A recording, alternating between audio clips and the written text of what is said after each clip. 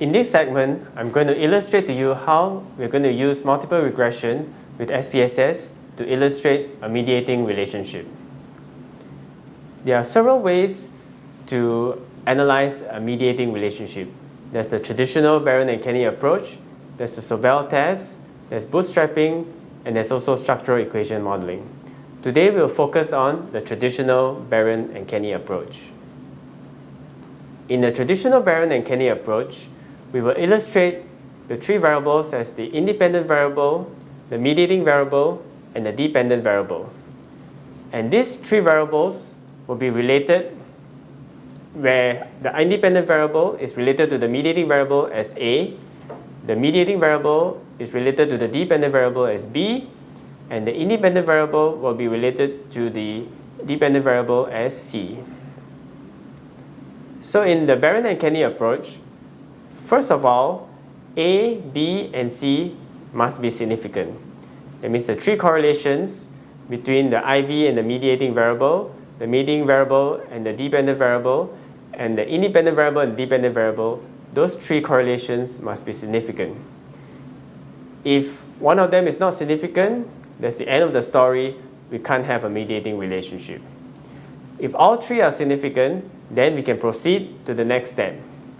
So in the next step, we're going to enter the first IV, the independent variable, as a predictor on the DV dependent variable.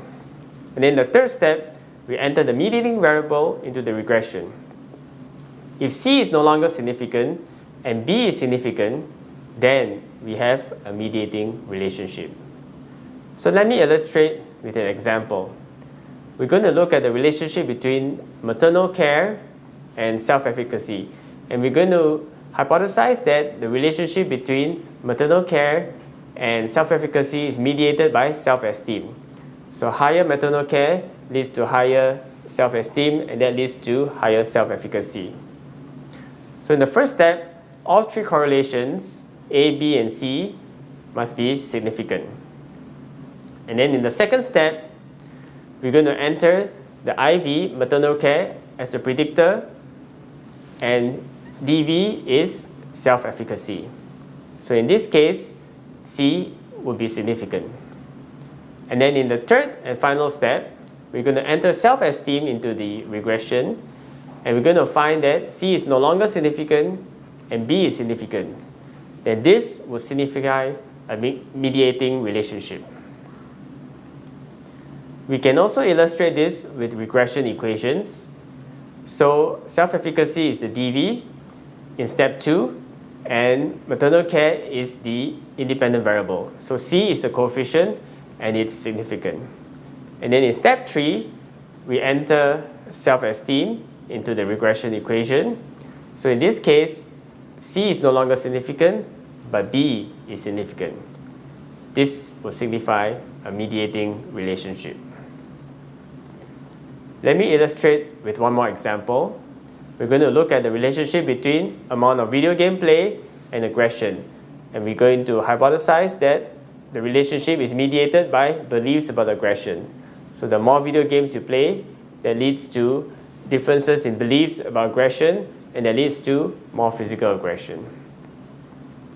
So the three steps again. First, check that all three correlations, A, B, and C, are significant. And then second, we're going to regress the DV, aggression, on the IV, amount of video game play. And then finally, third step, we're going to enter the mediator beliefs about aggression into the regression equation.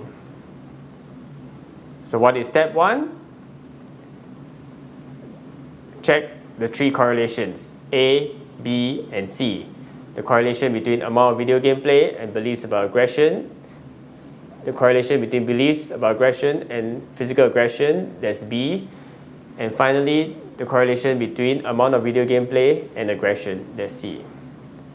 So we're going to run it in SPSS, and looking at this SPSS output, we can see that all three correlations, A, B, and C, are significant. What is step 2? Step 2, we're going to enter the IV, amount of video game play, as a predictor for aggression. And when we run the SPSS, we will find that the coefficient for amount of video game play is significant.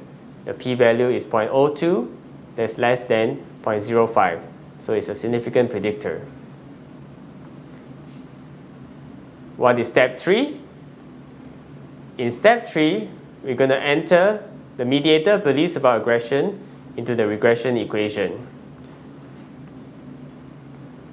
So we will find that the coefficient for amount of video game play is no longer significant. The p-value is 0.119. But the coefficient for the mediating variable, normative beliefs about aggression, is significant. The p-value is less than 0.001. So we have shown that beliefs about aggression is a significant mediator. So we can conclude that beliefs about aggression is a significant mediator between amount of video game playing and physical aggression. So I've illustrated to you today the traditional Barron and Kenny approach. There are other approaches, for example, the Sobel test, bootstrapping, and structural equation modeling. That's the end of our session today. If you have any questions, please feel free to let me know.